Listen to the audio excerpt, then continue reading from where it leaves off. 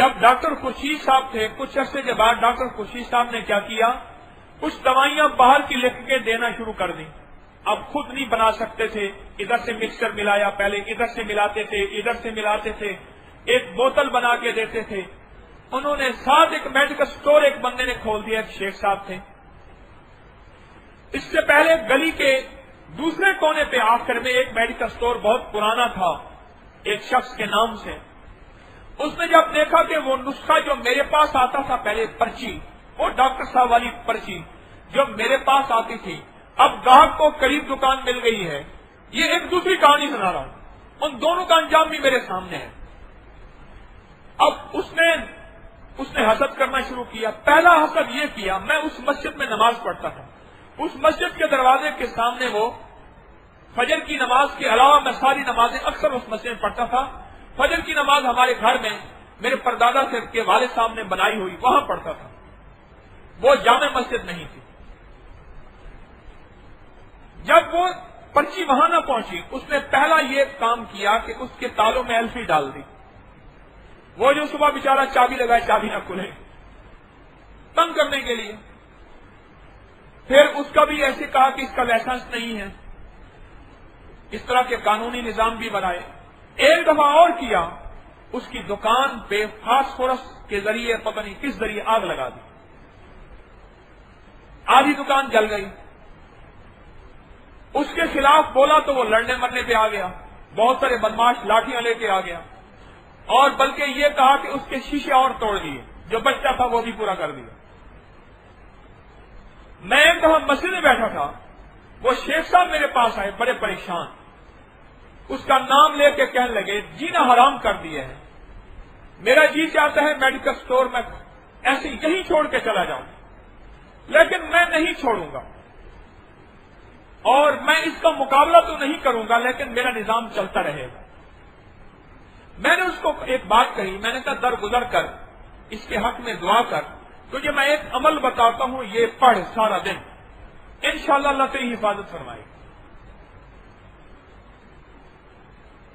اس کے 3 بھائی اور تھے، وہ آگ لگانے والے تھے، وہ خود تھا. یہ 2 بھائی تھے، ایک وقت میں ایک بھائی بیٹھتا، ایک وقت میں ایک بھائی بیٹھتا. اللہ کا نظام چلتا رہا، اس کا حسد بڑھتا رہا، اس کی برداشت بڑھتی رہی، اس کا حسد بڑھتا رہا، اس کی برداشت بڑھتی رہی، اور یہ درگزر کرتا رہا کرتا رہا کرتا رہا. اس کا ایک بھائی فوت ہو گیا، اس کی بیوی پہلے فوت ہوئی، پھر بھائی فوت ہوا. اس کے بیٹے تعلیم سے آؤٹ ہو گئے. پتہ چلا کہ انہوں نے ڈگریاں لی ہیں، کوئی فلاں 2 نمبر ہے، تو سندھ سے کچھ چیزیں لے کے آئے تھے، وہ یوں چلے گئے. بیٹی کو طلاق ہو گئی، ایک بیٹی نفسیاتی کیس میں چلی گئی. یوں سلسلہ چلتا گیا. شاید ایسا ہو، میں کہیں بیشی اللہ معاف کرے، اس طرح کا کوئی کیس ہے اس کے گھر میں. نظام چلتا رہا چلتا رہا. آخرکار حسد کی آگ میں بیماریوں میں مبتلا ہو گیا، تکلیفوں میں مبتلا ہو گیا، پریشانیوں میں مبتلا ہو گیا، گھر ٹوٹ گیا سارا کا سارا. مجھے اس کی میت کے نہلانے والے ایک بندے نے بتایا، میں سفر کر رہا تھا گاڑی میں، اس کو بٹھایا. نہلانے والے اور ہیں، یہ ایک صاحب ہیں جو اعزازی نہلاتے ہیں، یعنی للہ نہلاتے ہیں لوگوں کو، کوئی پیسے پیشہ ورانہ ان کا پیشہ اور ہے، لیکن وہ ایسے اللہ کی مخلوق کی خدمت کے لیے. مجھ سے کہنے لگے کہ ان کے ناک سے، کانوں سے، منہ سے خون رکتا نہیں تھا. آخر بہت ساری دیر میت ہم نے الٹی کر کے رکھ دی، اور وہ خون چلتا رہا چلتا رہا چلتا رہا. بڑی دیر ہو گئی، ہم نے کہا یہ نہیں رکے گا.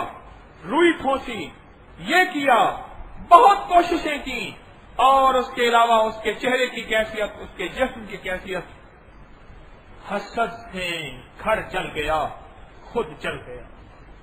اور وہ جو شیخ صاحب تھے، ان کے اس وقت 3 میڈیکل سٹور ہیں.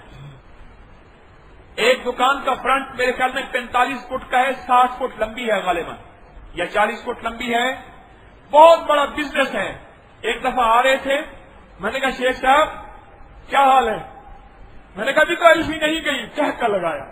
میں نے کہا ابھی تو کسی نے تالوں میں ایلفی نہیں ڈالی. کہنے لگا آپ کا وظیفہ بڑا کام کا تھا اور صبر بڑے کام کا تھا. میں نے کہا اپنے والد کی طرح ہو رہے، بس صرف لاٹھی باقی ہے.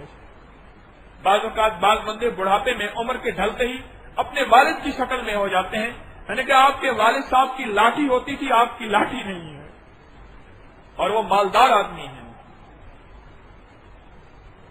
ہم خیال کریں، میں بھی آپ بھی، اپنی زندگی کے انداز سنوار رہے، اپنی زندگی کی گاڑی کھینچ رہے، یہ چیز اندر سے ایسے پیدا ہو جاتی ہے، ورنہ ہم معاشرے کے پرامن شہری